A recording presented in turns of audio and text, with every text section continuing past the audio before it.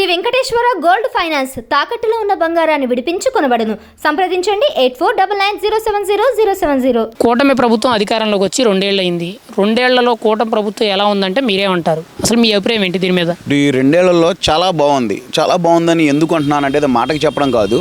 ఉదాహరణ కొన్ని చూసుకుంటే ఇప్పుడు ఈ ఉద్యోగాలు కల్పించడంలో కానీ ఇప్పుడు చేయడంలో కానీ ఇప్పుడు స్టార్టింగ్లో ఈ రాగానే మెగా డిఎస్సి వదిలారు. మెగా డిఎస్సి మీద మొదటి సంతకం చేశారు.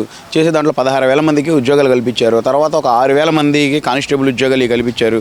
మళ్ళీ మొన్న ఒక 10,000 మంది పైచీలకు వాళ్ళకి ఉద్యోగాలు ఇవ్వడానికి సన్నాహాలు జరుగుతున్నాయి. ఇట్లాగా అంటే ఈ కూటమి ప్రభుత్వం వచ్చిన తర్వాత యువతకి మేము చదువుకున్న చదువులు వృధా పోలేదు అన్న ఒక నమ్మకం అయితే బలంగా ఏర్పడింది.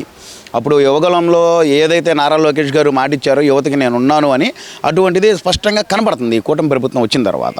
ఇక్కడ ప్రధానంగా చూసుకుంటే తాజాగా రీసెంట్గా ప్రభుత్వం నుంచి జీవో రిలీజ్ అయింది. సుమారు 10,060 పోస్టులు ప్రభుత్వానికి సంబంధించిన అన్ని రంగాల్లో ఉన్న ఖాళీలను పూర్తి చేయాలని చెప్పి రాబోయే 2027 కల్లా దీన్ని కంప్లీషన్ చేయాలని చెప్పి ఒక నోటిఫికేషన్ విడుదల చేయడం జరిగింది. దీని గురించి మీరేమంటారు? మరి కొత్తగా జాబ్ క్యాలెండర్ రిలీజ్ చేయడం మీద ఇది చాలా హర్షణీయమైనటువంటి అంశం అండి. ఎందుకంటే చాలామంది చదువుకున్న యువత ఇప్పుడు గత 5 ఏళ్లలో చదువుకొని డిగ్రీ పట్టాలు పట్టుకొని బయటకు వచ్చిన యువత వీళ్ళందరూ ఏంటంటే ఉద్యోగాలు లేక ఇవన్నీ లేక 5,000కి అప్పట్లో వాలంటరీ ఉద్యోగాలు చేయలేక ఆగిపోయినటువంటి ఇబ్బందులు చాలా ఉన్నాయి. ఇప్పుడు వాళ్ళందరికీ ఏంటంటే ఒక ఆనందం ఇదవుతున్నటువంటి ఒక పండగ వాతావరణం అన్నమాట ఇది. కనుక అలాగే ఈ 2027 కల్లా ఈ పోస్టులు కానీ భర్తీ చేస్తే ఈ రాష్ట్రంలో చాలామంది యువత చాలా ఆనందంగా ఇదవుతారు. చాలామంది భవిష్యత్తు కూడా నిలబడిద్ది. మరి ఇక్కడ ప్రధానంగా చూసుకుంటే ఈ నోటిఫికేషన్ వల్ల పెద్దగా ఉపయోగం ఏమీ లేదని చెప్పి ఈరోజు వైఎస్ఆర్సీపీ విమర్శలు చేస్తుంది. దీనివల్ల 10,000 ఉద్యోగాలు ఇచ్చారు తప్పితే ఇందులో పెద్ద ప్రయోజనం లేదు, ఇంకా చాలా ఖాళీలు ఉన్నాయి, కావాలనే ప్రభుత్వం ఏదో ఇచ్చామని పేరుకి స్థానిక ఎన్నికలు ఉన్నాయని చెప్పి నిరుద్యోగులు మోసం చేసే విధంగా ఈ నోటిఫికేషన్ ఇచ్చిందని మాట్లాడుతున్నారు. మీరేమంటారు? మరి ఇప్పుడు స్థానిక ఎన్నికలు ఉన్నాయి కాబట్టి నోటిఫికేషన్ విడుదల చేశారని అనడానికి గత 5 ఏళ్ల పాలనలో ఆయన ఎన్ని ఉద్యోగాలు ఇచ్చారు? గవర్నమెంట్ పోస్టులు ఎన్ని ఇచ్చారు? ఒక పోస్ట్ అన్నా ఇచ్చినటువంటి సందర్భం ఎక్కడన్నా కనపడిందా? ఒక్కసారన్నా సరే మెగా డిఎస్సి అనేది ఎక్కడన్నా వదిలాడు ఆయన 5 సంవత్సరాల్లో? ఈ ప్రభుత్వం నిజంగా ఇప్పుడు ఎలక్షన్ కోసమే చేస్తుంది అనుకుంటే గెలవంగానే ముందు చేసిన సంతకమే మెగా డిఎస్సి మీద చేసి 16,000 మందికి ఇచ్చారు. మరి 6,000 కానిస్టేబుల్ మందికి 6,000 పైచీలు కానిస్టేబుల్కి ఎందుకు ఉద్యోగాలు ఇచ్చారండి? అప్పుడు ఏమైనా ఎలక్షన్స్ ఉన్నాయని ఇచ్చారా? బురద జల్లడం తప్ప మనం చెయ్యం, చేసేవాళ్ళు చూస్తే ఓరవలేం. ముందు ఇది అంత మంచిది కాదు ఇది కాదు అని చెప్తున్నారు. వీళ్ళు అసలు మంచేదో చెడేదో వీళ్ళకి అవగాహన ఉండి చేస్తే కదా తెలిసేది. అది లేకే కదా ఈ 5 ఏళ్ళు ఇలా తగలడ్డాము. చదువుకొని డిగ్రీ పట్టాలు పట్టుకొని బయటకు వచ్చిన వాళ్ళందరూ ఏంట్రా మా పరిస్థితి, బయట రాష్ట్రాలకి వెళ్ళలేము, ఇక్కడ సరైన ఉద్యోగం చేసుకోలేమని చెప్పి బాధపడింది ఇదే కదా. ఈ అవగాహన లేకే కదా. ఆయన కనీస అవగాహన ఎలా లేదు అని అంటే ఈ ఉద్యోగాల సంగతి పక్కన పెడితే రోజు కాయా కష్టం చేసుకొని పని చేసుకునే వాళ్ళు కడుపు మాడిపోద్దన్న ఆలోచన కూడా లేకుండా 6 నెలల పాటు ఇసుక ఆపేసినటువంటి దౌర్భాగ్య ప్రభుత్వం గత ప్రభుత్వం. మరి ఇక్కడ ప్రధానంగా చూసుకుంటే మాజీ ముఖ్యమంత్రి జగన్మోహన్ రెడ్డి గారు రీసెంట్గా ప్రెస్ మీట్ పెట్టి స్థానిక సంస్థల ఎన్నికలకు సిద్ధం కండి, యుద్ధానికి రెడీగా ఉండండి, మనం పోరాటం చేద్దామని చెప్పి కార్యకర్తలకు పిలుపునిచ్చారు. దీని మీద మీ అభిప్రాయం ఏంటి? అసలు స్థానిక సంస్థల ఎన్నికల్లో ఎవరిది పై చేయి, ఎవరు ఎక్కువ స్థానాలు గెలిచే అవకాశం ఉందంటారు? ఇప్పుడు ఎవరి ఆశ వాళ్ళదండి. ఆయన అలా పిలుపునివ్వడంలో తప్పు లేదు, ఆయన ఉనికి ఆయన కాపాడుకోవాలనుకోవడంలో తప్పు లేదు. కానీ ఎదుటోళ్ళ మీద బురద జల్లడం అనేది తప్పు.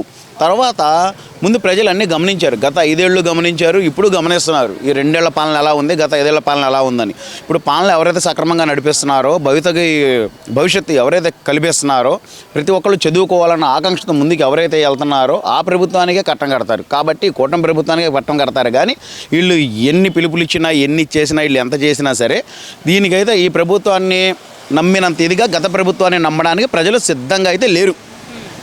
మరి ఇక్కడ ప్రధానంగా చూసుకుంటే ఖచ్చితంగా 2029లో జగన్మోహన్ రెడ్డి గారే గెలుస్తారు, ఆయన్నే ప్రజలు సీఎంగా కోరుకుంటున్నారని చెప్పి ఇప్పుడు మీడియా అంతా కూడా కొన్ని సర్వేలు విస్తృతమైన ప్రచారాలు జరుగుతున్నాయి. అంటే జగన్మోహన్ రెడ్డి మళ్ళీ సీఎం అనే విధంగా విపరీతమైన సర్వేలు ప్రచారం జరుగుతుంది గత 2 రోజులుగా. దీని మీద మీ అభిప్రాయం ఏంటి? మరి ఇప్పుడు ఏ సర్వేలు జరిగినా ఏం జరిగినా ఇప్పుడు సామాన్య ప్రజలం అండి. మేము కామన్గా ఇప్పుడు కొట్లకు వెళ్ళినా ఎక్కడికి వెళ్ళినా ఏమైనా సరే మేము మాట్లాడుకునే అంశాలు కొన్ని ఉంటాయి కదా.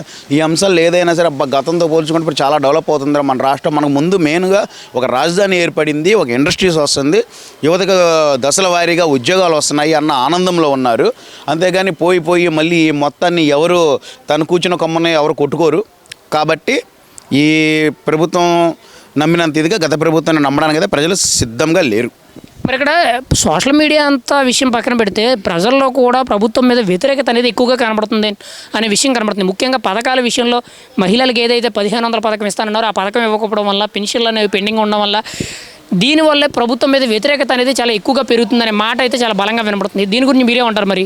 ఇప్పుడు ఇవన్నీ అసత్యాలండి. ఉదాహరణ చెప్తాను చూడండి. ఇప్పుడు గతంలో అమ్మఒడి అని చెప్పి వాళ్ళు వేశారు, ఇంటికి ఒక పిల్లోడికి మాత్రమే వేశారు. వీళ్ళు వచ్చిన తర్వాత తల్లికి వందనం అంటే పథకం పేరు మార్చినప్పటికీ వీళ్ళు ఎంతమంది పిల్లలు ఉంటే అంతమందికి ఇచ్చారు. అంటే గతం కంటే బెటర్గా ఇచ్చారా లేకపోతే అంతకంటే దారుణంగా ఇచ్చారా అనేది మనం పరిగణలో తీసుకుందాం. తర్వాత జగన్మోహన్ రెడ్డి గారి పింఛన్ల విషయానికి వస్తే నేను గెలవగానే 3000 రూపాయలు చేస్తానని 250 దశలుగా చేసుకుంటూ వచ్చారు. తీసుకుంటూ వచ్చి ఇచ్చేసిన తర్వాత ఈ ప్రభుత్వం వచ్చిన తర్వాత ఒక్కసారిగా 4000 రూపాయలు చేసింది. ఈ 4000 రూపాయలు చేయడమే కాకుండా వికలాంగులకి 6000 రూపాయలు చేసింది. తర్వాత మంచి మీద ఉండి డయాబెటీస్ పేషెంట్లకి 15000 రూపాయలు చేసింది. ఇట్లాగా దశల వారీగా పెంచుకుంటూ వెళ్ళింది. అంటే పింఛన్లు ఇవ్వడం విషయంలో కూడా ఏ ప్రభుత్వం బెటర్గా ఉన్నది అనేది అక్కడ క్లియర్ కట్గా కనబడుతుంది. తర్వాత అభివృద్ధి చూస్తే గత ప్రభుత్వాన్ని పోల్చుకుంటే ఒక అభివృద్ధి జరగలేదు, ఒక ఇండస్ట్రీ రాలేదు, ఒక ఇది రాలేదు. ఈ ప్రభుత్వం తర్వాత ఎన్ని ఇండస్ట్రీలు వస్తున్నాయి, ఎంత డెవలప్ అవుతుంది, రాజధాని అంతా ఉరుకుల పరుగుల మీద పరిగెడుతుంది, పక్క రాష్ట్రాలు కూడా మన రాష్ట్రం డెవలప్మెంట్ గురించి ఎలా మాట్లాడుకుంటున్నారు అనేది పరిగణలో చూస్తుంటే క్లియర్ కట్ కనబడుతుంది. గత ప్రభుత్వానికి ఈ ప్రభుత్వానికి ఉన్నటువంటి తేడా ఏంటి అనేది క్లియర్ కట్ కనబడుతుంది. ఇవన్నీ అంత కళ్ళ ముందు ఉండగా ఫ్రీ బస్సు వదులుతానన్నారు, ఫ్రీ బస్సు వదిలేరు. తర్వాత ఈ 15000 రూపాయలది కూడా వదులుతాం, బడ్జెట్ రైట్గా ఉంది, ఒక 6 నెలల్లో మేము వదులుతాము అన్న హామీ కూడా చంద్రబాబు నాయుడు గారు ఇచ్చున్నారు. ఆయన చేసిన ప్రతిదీ చెప్తున్నారు, చేస్తున్నారు. అలాగే ఇది కూడా ఇచ్చున్నారు అనమాట హామీ. అలాగే ఇప్పుడు అన్నా క్యాంటీన్లు, పేదలు పట్టెడు అన్నం తినడానికి వీలుగా ఉండేటువంటి వెసులుబాటుగా ఉండేటటువంటి అన్నా క్యాంటీన్లు కూడా ఓపెన్ చేశారు. మరి ఇక్కడ ఇన్ని చేస్తుంటే ప్రభుత్వం మీద మరి ఎందుకు ఈ వ్యతిరేకమైన విమర్శలు కానీ, ముఖ్యంగా ఎందుకు ఈ ఆరోపణలు? కొంతమంది ఏకంగా సోషల్ మీడియా వేదికగా చేసుకొని ప్రభుత్వాన్ని, ముఖ్యంగా నాయకులైన చంద్రబాబు గారిని, పవన్ కళ్యాణ్ గారిని ఎందుకు ఏకంగా నిలదీస్తున్నారంటారు మరి? ఇప్పుడు ఒకటండి, సామాన్య ప్రజలు ఎవరు నిలదీయట్లా. ఈ వైసీపీ ఫేక్ బ్యాచ్ ఎవరైతే ఉన్నారో వాళ్ళే సోషల్ మీడియా వేదికగా చేసుకొని మాట్లాడతాం కానీ సోషల్ మీడియా ఇది చేసుకొని చేయడం కానీ అది పైనుంచి ఉన్న ఆదేశాల మేరకు. అంతేగాని ఇప్పుడు ఎందుకు వాళ్ళు కూడా ఏం చేస్తున్నారు, నారా లోకేష్ గారు డిబేట్కి పిలిచారు మెగా డిఎస్సీ మీద. ఈయన రాలేక కానీ సోషల్ మీడియాని ఒక ఇదిగా పెట్టుకొని ఈయన ఏం చేస్తున్నాడు, బురద జల్లే ప్రయత్నాలు చేస్తున్నాడు.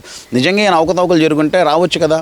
ఇప్పుడు నారా లోకేష్ గారి కంటే కూడా పెద్ద స్థాయి ఇప్పుడు జగన్మోహన్ రెడ్డి గారిది. ఈయన ఒక సామాన్య ఎమ్మెల్యే జగన్మోహన్ రెడ్డి గారు, కానీ నారా లోకేష్ గారు ఒక మినిస్టర్. ఇప్పుడు ఒక మినిస్టర్ దగ్గరికి వచ్చి కూర్చోడానికి నామూషి ఏమైతే అయిపోద్ది అంటే ఇక్కడ వ్యక్తిగత కక్ష, వ్యక్తిగత ఆలోచన, వ్యక్తిగత వ్యవహారం అనేది జగన్మోహన్ రెడ్డిలో ఇమిడిపోయి ఉంది.